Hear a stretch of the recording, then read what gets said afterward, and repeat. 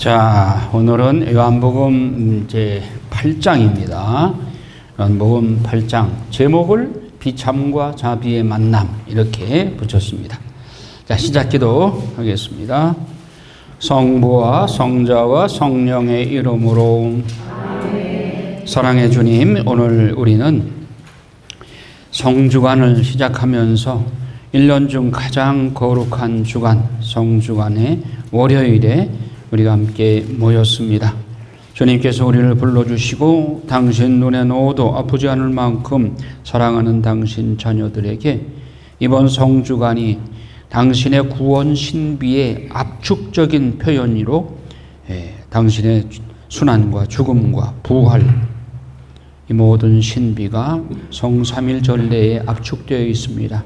이 한 주간 우리들이 주님의 구원 신비에 더욱 깊이 참여하고 예수님과 일심동체가 돼서 이 순환에 함께 참여함으로써 당신의 부활에도 동참할 수 있도록 우리를 이끌어 주시옵소서. 당신의 순환 신비 속에 숨겨져 있는 하나님에게 무한하신 사랑, 또 예수 그리스도의 형언할 수 없는 그 사랑, 우리들이 깊이 체험하면서 당신과 같은 사랑으로 주님을 사랑한다 고백할 수 있도록 이끌어 주시옵소서. 당신의 사랑을 느끼지 못하고 당신의 사랑에 무감각한 영혼들을 대신 보속하기 위해서 예수 그리스도께서 그들의 모든 부족한 행위들을 신적 행위로 승화시켜 주시고 또 모든 피조물이 마땅히 존주 성삼께 드렸어야 할 완전한 영광을 드리지 못한 것을 이미 예수님께서 신적 행위로 다 변화시켜 주시고 당신이 대신해서 다 보속을 하셨습니다. 우리 또한 당신의 보속에 동참함으로써 하나님의 완전한 영광을 드러내고 또 인간의 죄악에 대한 완전한 배상을 할 수 있도록 이끌어 주시고 또 인간이 하나님께 바쳤어야 할 것을 바쳤다면 마땅히 받아 누릴 수 있는 모든 은총을 상실한 모든 영혼들에게 완전한 선익을 가져다 주기 위해서 예수님과 함께 완전한 보속의 행위를 함으로써 우리의 모든 부족한 행위들이 예수님과 함께 신적 행위로 변화시키는 데 동참할 수 있도록 이끌어 주시옵소서. 오늘 말씀을 붙잡고 당신의 그 오묘한 신비와 상황에 대해서 우리 함께 공부하면서 우리 인간은 비참하기 이를 데 없지만 당신은 자비의 성심을 지니고 계시기에 비참과 자비의 만남의 절정을 오늘 공부하려고 합니다. 당신의 자비의 그 놀라운 신비를 오늘 말씀 안에서 우리에게 심어 주시옵소서. 저 시간입니다. 마치는 시간까지 악한 막이 틈타지 않도록 우리를 악으로부터 보호해 주시고 주 성령께서 우리를 온전히 지켜주시고 성모 성심께서 당신의 만도 아래 우리를 지켜주시옵기를 우리 주 예수 그리스도의 이름으로 비나이다. 아멘. 성부와 성자와 성령의 이름으로 아멘. 자, 비참과 자비의 만남. 여기 비참은 누구예요? 나예요. 나. 예. 가늠하다 붙잡힌 여인 그 사람이 결국 나 아니에요. 비참, 자비는 하느님. 그러니까 나와 하느님과의 만남입니다. 예. 자, 오늘 8장을 읽어야 되겠죠. 8장 1절에서 11절 읽겠습니다. 예, 그들은 저마다 집으로 돌아가고 예수님께서는 올리브산으로 가셨다. 이른 아침에 예수님께서 다시 성전에 가시니 온 백성이 그분께 모여들었다. 그래서 그분께서는 그들을 가르치셨다. 그때 율법 학자들과 바리사이들이 가늠하다 붙잡힌 여자를 끌고 와서 가운데에 세워놓고 그분께 말하였다. 스승님, 이 여자가 가늠하다 현장에서 붙잡혔습니다. 모세는 율법에서 이런 여자에게 돌을 던져 죽이라고 우리에게 명령하셨습니다. 스승님 생각은 어떠하십니까? 그들은 예수님을 시험하여 고소할 구실을 만들려고 그렇게 말한 것이다. 그러나 예수님께서는 몸을 굽히시어 손가락으로 땅에 무엇인가 쓰기 시작하셨다. 그들이 줄곧 물어대자 예수님께서 몸을 일으키시어 그들에게 이르셨다. 너희 가운데 죄 없는 자가 먼저 저 여자에게 돌을 던져라. 그리고 다시 몸을 굽히시어 땅에 무엇인가 쓰셨다. 그들은 이 말씀을 듣고 나이 많은 자들부터 시작하여 하나씩 떠나갔다. 마침내 예수님만 남으시고 여자는 가운데에 그대로 서 있었다. 예수님께서 몸을 일으키시고 그 여자에게 여인아 그 자들이 어디 있느냐? 너를 단죄한 자가 아무도 없느냐? 하고 물으셨다. 그 여자가 선생님 아무도 없습니다 하고 대답하자 예수님께서 이르셨다. 나도 너를 단죄하지 않는다. 가거라. 그리고 이제부터 다시는 죄짓지 마라. 참 이 내용이 얼마나 우리에게 용기를 주는 내용인지 모릅니다. 그리고 이 성경에 들어가기까지는 4, 5세기까지 이렇게 망설였어요. 교회 학자들이. 그 얘기를 나중에 하겠습니다. 자, 가늠한 여인의 이야기는 4세기 후반까지 성경에 실리지 않았어요. 이 내용은 예로니모 성인이 요한복음 8장에 넣었다고 합니다. 다마소 교황에 의해서 성경 라틴어 번역본을 예로니모 성경학자에게 맡겼잖아요. 그래서 이제 그 라틴어로 번역을 예로니모 성인이 하면서 예로니모 성인이 원래 이런 성욕에 대한 유혹이 아주 강했어요. 그래서 이것을 이기기 위해서 아주 부단히 노력을 했어요. 그런데 예로니모 성인 입장에서는 오늘 이 내용이 나 같은 죄인도 이렇게 용서받을 수 있다 하는 그런 자기 자신을 돌아보면서 이 내용은 성경에 넣었으면 좋겠다 이런 생각을 가지고 있었어요. 그런데 찬반 양론이 있었어요. 4세기, 5세기까지. 그래서 예로니모 성인이 불가타 성경을 번역할 당시 가늠한 여인에 대한 일화가 독립적으로 전해지고 있었다. 따로 우리가 돌아다니고 있었어요. 이걸 정경에 넣을 거냐 말 거냐 이거에 대해서 갑론을박하고 있었어요. 예로니모 성인과 동시대인으로 암브로시오와 아우구스티노 성인이 이 사건의 역사성과 영적 가치를 인정해 성경의 한 부분으로 읽혀지기를 원했다. 이 사건의 영적 가치는 하느님의 정의가 징벌이 아니라 용서이고 율법이 아니라 사랑의 바탕을 두고 있다는 점이다. 이게 핵심이죠. 그러니까 비참한 가늠한 여인과 같은 또 종당은 우리 자신이죠. 과 하느님의 자비, 용서하시는 이 죽을 죄인도 모세율법에 돌로 쳐 죽이도록 되어 있는데 이 여인도 예수님이 용서하신 이 하느님의 사랑의 바탕을 두고 있는 것이죠. 예로니모 성인은 이 귀절이 자기한테 무한 영광, 뭐라고 그럴까요? 용기를 주고 희망을 주는 말씀이다. 그래서 이 내용이 성경에 들어갔으면 하는 마음을 품고 있었는데, 다마소 교황께서 이렇게 또 암브로스 성인, 아우구스티노 성인, 대성인들이 이 영적 가치를 인정하고 삽입시키도록 그렇게 의견을 내니까 용기를 내서 예로니모 성인이 8장에 넣은 거예요. 그래서 유다 지도자들은 예수님을 박해하고 죽이려고 시도하였다. 가늠한 여인 사건이야말로 예수님을 넘어뜨리기 위한 책략으로 매우 적절한 자료였다. 왜 그러냐면은 모세율법에는 가늠하다 붙잡힌 여인은 돌로 쳐 죽이도록 사형에 처하도록 되어 있죠. 그런데 예수님은 계속해서 죄인들을 용서하고 하니까 당신 이 사람을 어떻게 할 것이냐. 그러니까 용서하라고 그러면 모세율법을 위반하는 것이고 또 돌로 치라고 하면 당신이 지금까지 해온 일과 어긋나는 것이 되죠. 그러니까 진퇴양난인 거예요.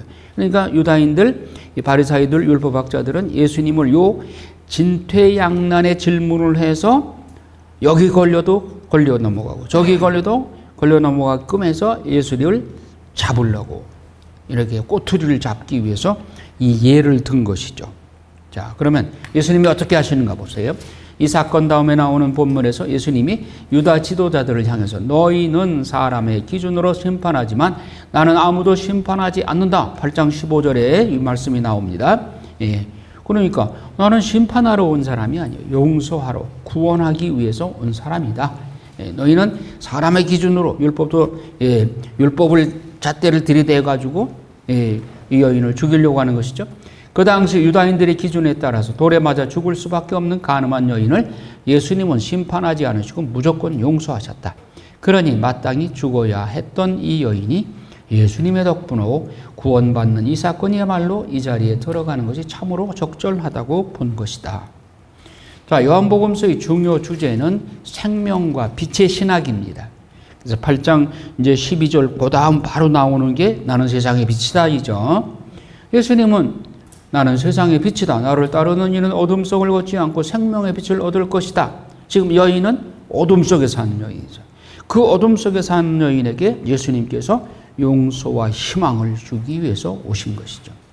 그래서 이 선포가 단지 말씀으로만이 아니라 살아있는 질신질 선포라는 점을 이 여인의 사건으로 미리 알 수 있기 때문이다.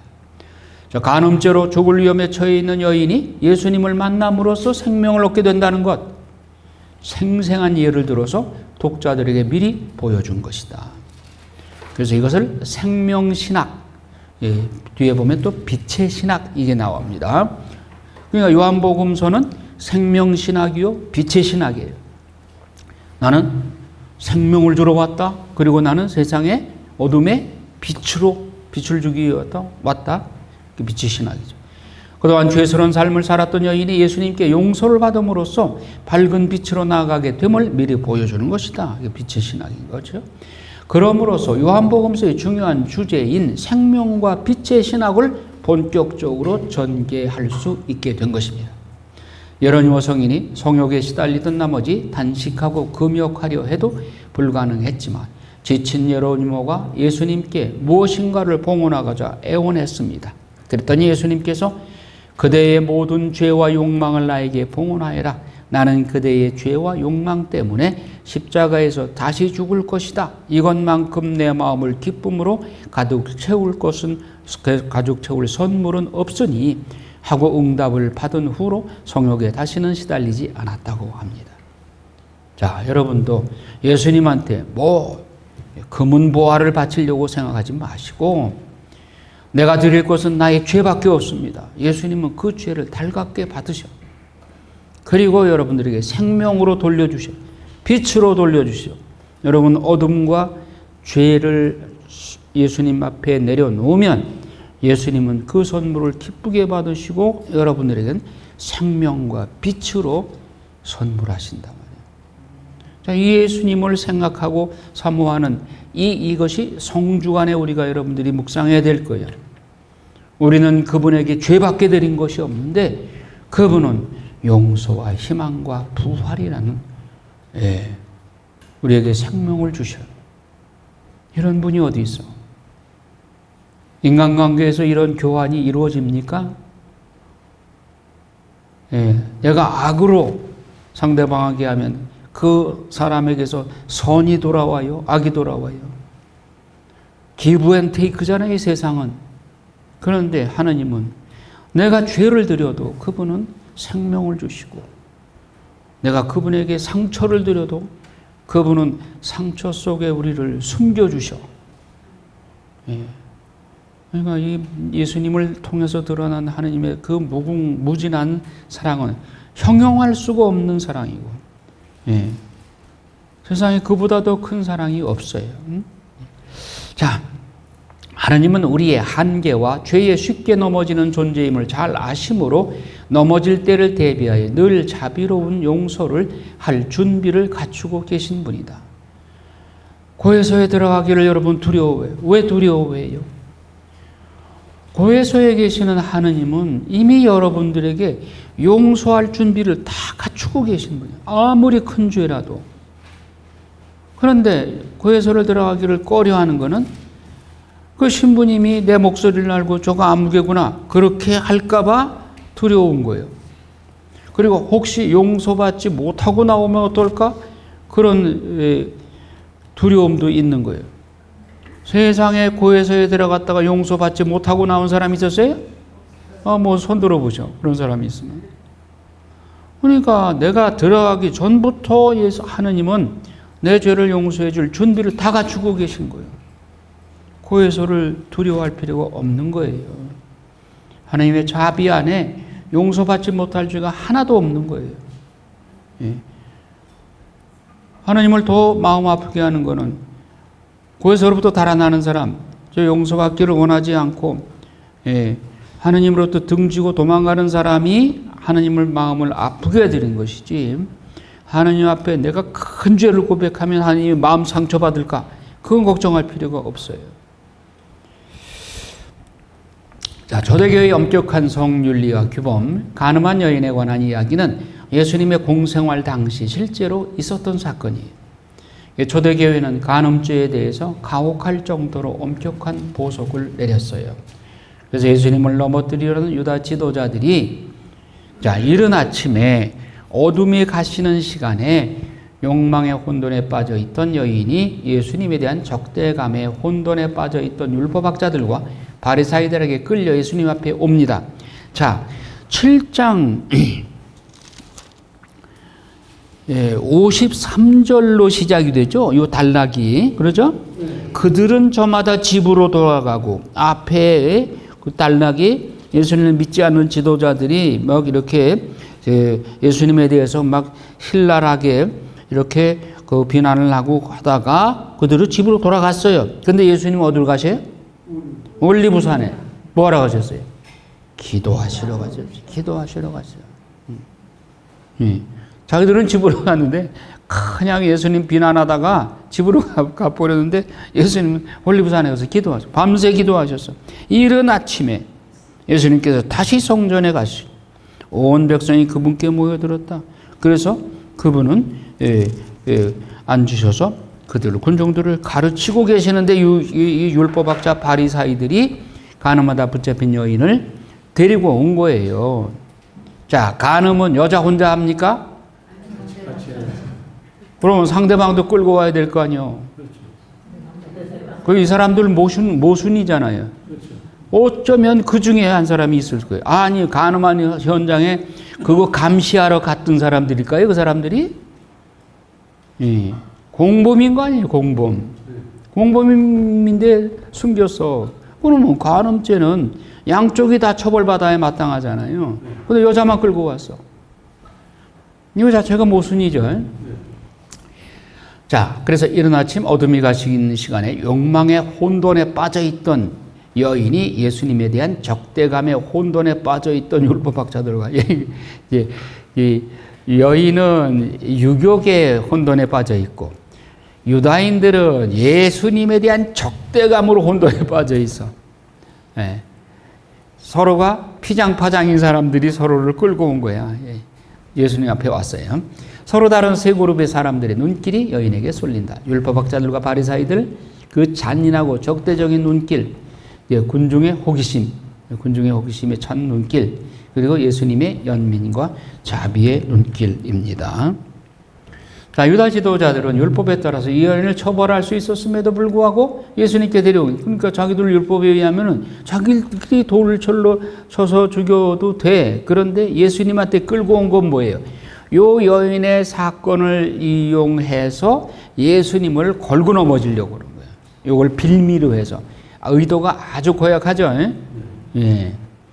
이 사건을 빌미로 예수님을 잡아들이려는 꼼수였다. 이 여인의 죄목은 분명하다. 간음죄가 되기 위한 조건은 이 여인이 약혼하였거나 결혼을 한 여인으로 간음한 경우이다. 즉 부부관계에 묶인 여인이다. 여기서 이상한 것은 간음한 여인은 있는데 남자는 어디 있는가?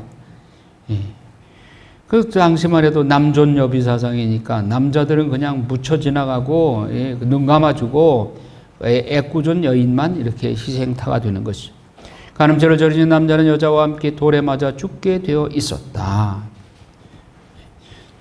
자, 유다 지도자들의 고약한 질문. 모세율법에서 이런 여자에게 돌을 던져 죽이라고 명하였습니다. 모세율법은 잘 알고 있어요. 예, 거기까지는 맞았어요. 스승님의 생각은 어떠하십니까? 예, 또 보는 거죠. 그들은 예수님을 시험하여 고소할 구실을 만들려고 그렇게 말한 것이다.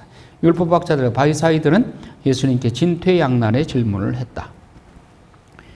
자, 그러니까 예수님께서 바로 대답을 안 하시고 몸을 굽혀 손가락으로 땅에 무엇인가를 쓰셨다. 여기에 이제 헬라어 본문에 카타그라포라고 하는데, 카타는 반대하여, 무엇에 대항하여 이런 뜻이고, 그라포 하면은 쓰다, write, 글을 쓰다 이거예요. 자, 그래서 반대하여 글을 썼다. 유다인들의 그 질문에 대해서 반대하여 글을 썼다. 그러니까 동의하는 게 아니죠. 너희들은 뭐가 나서 뭐 묻은 개가 뭐 묻은 개 나무라느냐, 뭐 이런 식의 예수님께서 그들의 양심문을 두드리는 그런 글을 쓰신 거죠. 그들의 죄에 대한 반박하는 글을 쓰셨을 수도 있고 그들을 공격하는 글을 쓰셨을 수도 있다. 글의 내용이 중요한 것이 아니라 그들을 반박하여 글을 쓰셨다는 것이 중요하다. 그런 후에 예수님은 그들을 향하여 일어나 너희 가운데 죄 없는 자가 먼저 저 여자에게 돌을 던져라 하고 말씀합니다.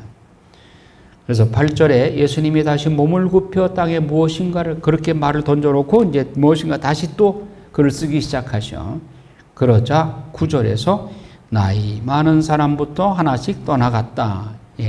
여기 몸을 굽혀 땅에 무엇인가를 쓰시다. 이 내용이 이제 카타 큐파스 이게 나오고 또 이 해석을 어떤 이들은 그 글 쓴 내용이 사람들의 죄를 기록하셨다. 그러니까 분명히 그 중에 간음한 장본인도 있단 말이에요. 그러니까 그 현장에서 그 간음한 여인을 잡을 수 있었지. 새벽에 글쎄 그 여인을 감시하러 누가 갔겠어요? 거기 현장에 있던 사람 중 공범인 사람 중에 그들 중에는 그 사람이 있을 거란 말이에요. 또 다른 이는 율법의 말씀을 상기시켰다.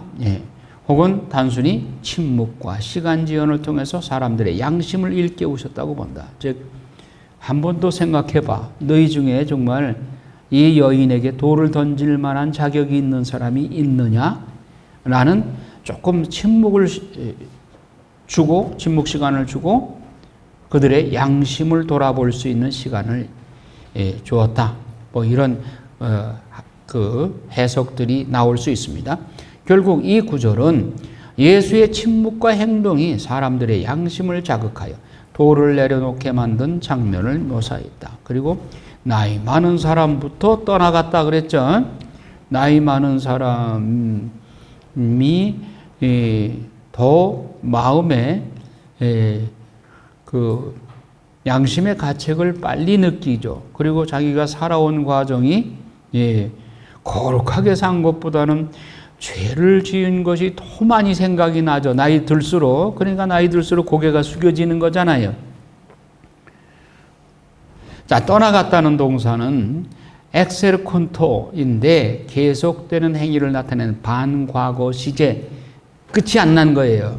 과거에서 시작했지만 아직까지 끝이 안 난 그런 행위예요.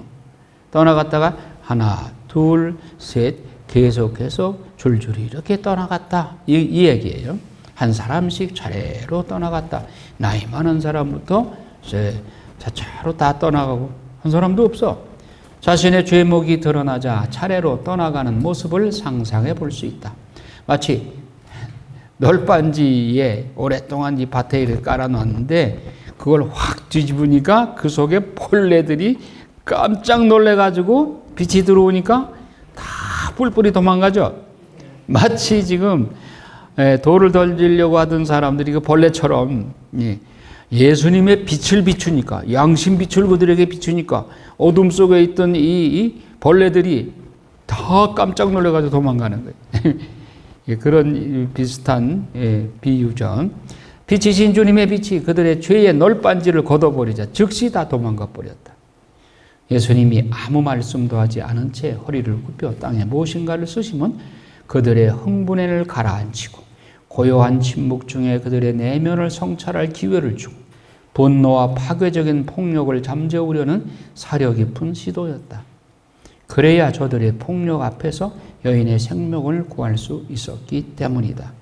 예수님의 요 지혜, 이런 지혜는 성령 세미나를 받으셨을 텐데 성령 세미나에서 여러 가지 은사가 있죠. 그 중에 지혜의 말씀 은사, 지식의 말씀 은사, 이 구별이 지식의 말씀 은사는 성경 말씀을 이해하거나 하나님의 말씀을 이해하기 쉽도록 해주는 특권을 받는 것이 지식의 말씀 은사예요.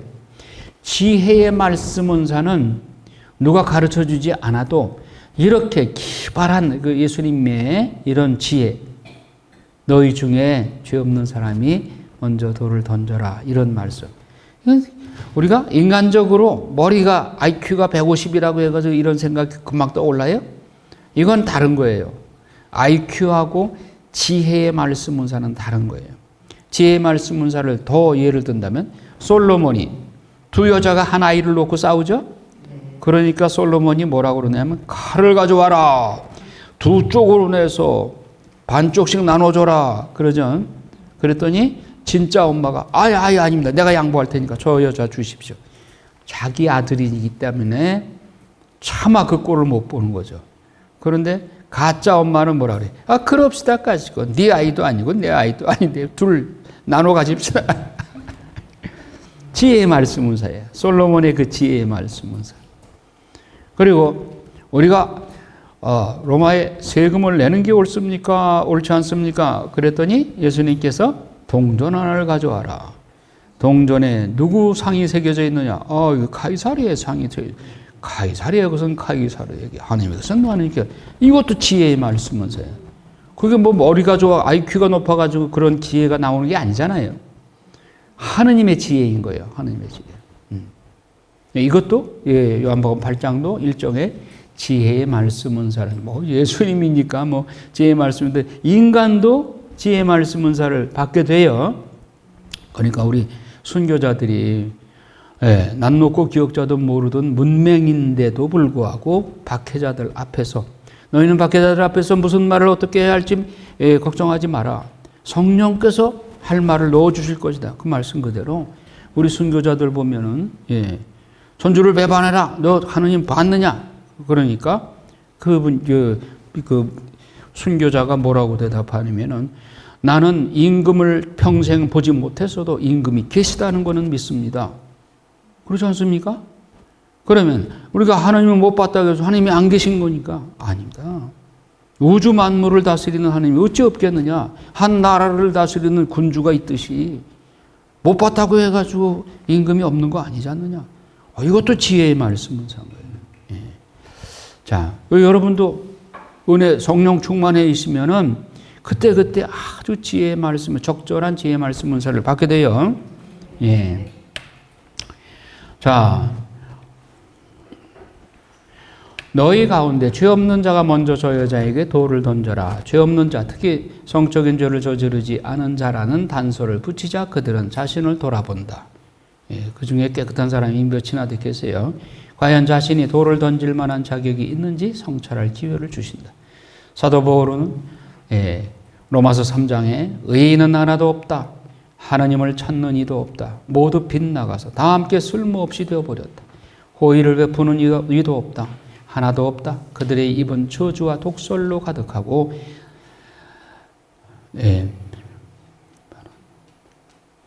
바른 나무의 피를 쏟는 일에 재빠르면 그들이 가는 길에는 파멸과 비참만이 있다. 로마서 3장에 이런 말씀이 있죠. 예수님 보시기에 그들은 위선과 불의에 찬 인간들이었어요. 바리사이들. 그들에게 주님의 이 말씀은 오랜 동안 녹슬었던 그들의 양심을 건드리는 말씀이다. 예수님은 법적으로는 이미 죽을 수밖에 없는 여인을 살리시려고 더 높은 차원의 법, 양신법을 사용하여 여인을 살리시려 한 것이다. 이 사람들의 마음속에는 불쌍한 여인을 이용하여 예수님을 넘어뜨리고자 한 것이다. 그들에게 예수님의 이 양심을 터치한 말씀은 그들로 하여금 녹슨 양심을 되돌아보기에 자극하였고 잃었던 양심을 되찾고 떠나가게 한 것이다. 진리 말씀 앞에서는 죽었던 양심이 꿈틀거리게 된다. 그러니까 예수님께서 양심의 빛을 비추니까 녹슬었던 그 양심이 꿈틀거리는 거예요. 예수 그리스도께는 지혜와 지식의 모든 보물이 숨겨져 있습니다. 자, 비참. 이 라틴 말 이 단어가 참 재미있죠. 비참, 미세리아. 자비는 미세리꼬르디아. 미세리아에다가 꼬르디아라는 마음, 심장, 마음을 합친 거예요. 합성어예요. 미세리꼬르디아. 비참, 미세리아가 비참인데 비참 플러스 마음, 양심. 이걸 합친 거예요. 미세리꼬르디아, 자비. 비참은 여인이고 자비는 예수님입니다. 우리를 포함하여 너무나 많은 사람들이 비참한 처지에서 신음하며 살아갑니다. 우리는 오늘 가늠마다 붙잡힌 여인을 나 자신으로 바꾸어서 생각을 하시기 바랍니다.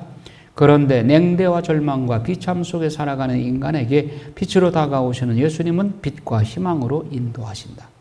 우리 모든 신앙인은 자신의 비참 속에서 빛으로 다가오시는 예수님을 만나고 희망을 찾은 사람들이다. 성범죄만큼 인간을 타락으로 떨어뜨리는 죄가 없다. 누군가 성범죄로 스캔들이 되면 그 사람의 정체성과 가치는 완전히 땅바닥까지 추락한다. 예수님의 용서는 완벽하여 재기불능한 인간을 다시 일어나게 만들고 수치심과 죄의 속박에서 해방시켜준다. 해악적인 수치심으로 자기 부정과 학대, 파괴적인 자기 경멸의 단계로 떨어지기까지 할 위험성에서 예수님의 자비를 만나게 되면 치유되어 회복이 가능해진다. 자, 비참과 자비의 만남.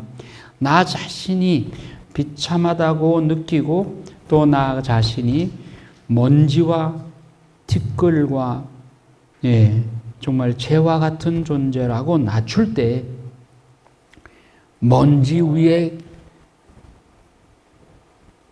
덮여진 먼지, 먼지만이 아니라 먼지 위에 또 하나의 먼지가 들러붙어 있어.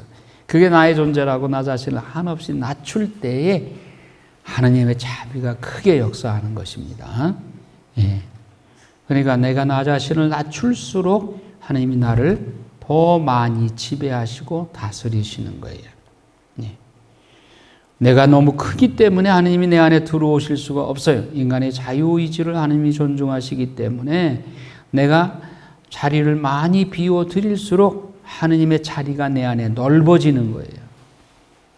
그래서 자기 자신을 낮추면 낮출수록 하나님이 높여주시고 자기가 자기를 높일수록 하나님은 그를 깎아내려. 그래서 낮추어. 하나님이 높여주시는 게 좋아요? 하나님이 낮추어 버리는 게 좋아요? 그걸 다 상식적으로 아는데도 그게 잘 안 되죠? 자, 죄의식과 자기 경멸이 가져오는 무서운 결과를 경계해야 된다. 죄를 지은 죄인이라고 하는 것은 내가 인정해야 되겠지만, 그러나 죄의식에 사로잡히거나 자기 경멸, 나는 가망 없어, 나는 희망 없어, 나 같은 주제에, 이거는 사탄이 주는 생각이에요. 그러한 무서운 결과를 경계해야 된다. 이는 우울증이나 자기 경멸, 자괴감, 자기 학대로 이끌고 자살 충동으로까지 악화시키기 쉽다. 죄를 의식한 후에는 자기 자신을 사랑하고 용서하는 훈련도 필요하다. 여러분, 내가 죄를 지었다고 하는, 죄인이라고 하는 것은 인정을 해야 되겠지만, 그러나 나는 죄인은 죄인이야. 그런데 하느님으로부터 용서받은 죄인이야. 용서받지 못한 죄인과 용서받은 죄인과 이게 천지 차이인 거예요. 하늘과 땅이에요. 세상 사람들은 나는 용서받지 못할 죄인이다라고 생각하기 때문에 우울증, 자기경멸, 자괴감 이런 게 빠진다. 자기학대. 그러나 우리는 죄인은 죄인이야. 틀림없이. 내가 의인이라고 주장하면 그건 거짓말이야. 죄인은 죄인이지만 용서받은 죄인이야. 하느님으로부터 용서받은 죄인이야. 그렇기 때문에 우리에겐 희망이 있고 기쁨이 있는 거예요. 10만 원짜리 수표를 아무리 구기고 짓밟아도 그 돈의 가치가 손상돼요? 돈이 구겨졌다고 해가지고 10,000원짜리가 5,000원으로 5,000원에 팔아요? 구겨졌어도 10만 원짜리 수표는 10만 원 가치를 그대로 지니고 있고, 내가 비록 죄를 범했다 해도 하느님 앞에서 나 자신 인격은 외면당하지 않고 추락하지 않는다. 나는 여전히 하느님 앞에 소중한 존재이고 주님께 돌아서기만 하면 언제든 용서받을 수 있는 존재입니다. 예. 그러니까 예수님께서 의인을 구하러 오지 않고 죄인을 구하러 왔다. 내가 의인이라고 주장하는 순간 나는 예수님과 관계가 없어. 예수님이 나한테 와서 도와줄 게 없어. 내가 의인이라고 주장하니까. 내가 죄인이라고 주장하고 주님께 SOS를 보낼 때 주님께서 나한테 와서 하실 일이 있는 거예요. 그래서 예수님은 내가 죄인이라고 고백할 때 그분이 기쁘게 오셔서 도와주셔요. 나도 너를 단죄하지 않는다. 가거라. 그리고 이제부터 다시는 죄 짓지 마라. 덮어주는 게 아닙니다. 죄를 지은 이 여인에게 그래 너 그냥 가 괜찮아. 이게 아니에요. 단죄하지는 않겠다. 그러나 다시는 죄를 짓지 마라. 예. 죄가 죄인 것은 인정하신 것이죠. 그러나 다시 일어설 용기를 주신 것이죠. 내가 너를 용서한다. 죄인을 구하러 이 세상에 오신 주님임을 상기시킵니다. 죄인의 구원을 바라시며 그녀가 짊어져야 할 죄값을 기꺼이 대신 지겠다는 의미도 함축되어 있다. 자, 예수님의 역할이 우리에게 있어서 우리 죄를 용서해 주시면은 그냥 예수님은 그냥 그걸로 끝나는 게 아니라 당신이 보속하신단 말이에요. 왜? 하느님은 정의의 하느님이기 때문에, 사랑의 하느님이시고 정의의 하느님이시기 때문에 죄인이 용서받으려면 누군가가 그걸 대신 보속해야 돼요. 그 보속을 예수님이 다 하셨다고요. 이거를 모르면은 예수님은 그죠? 십자가에서 나를 위해서 용서해 주셨으니까 나는 그냥 세상을 즐기기만 하면 돼. 그거 아니에요. 예수님이 나 모르게 내가 지은 죄에 대해서 당신이 다 보속을 치르고 계신 거예요. 그럼 그것을 우리가 깨닫고 그 보속하시는 예수님께 감사를 드려야 되고 그 보속에 나도 동참해서 내 고통을 당신 고통에 결합해서 당신을 위로해드리기 위해서 이 고통을 기꺼이 바칩니다. 라고 내게 닥친 고통을 감사하게 기쁘게 바쳐야 되는 것이죠.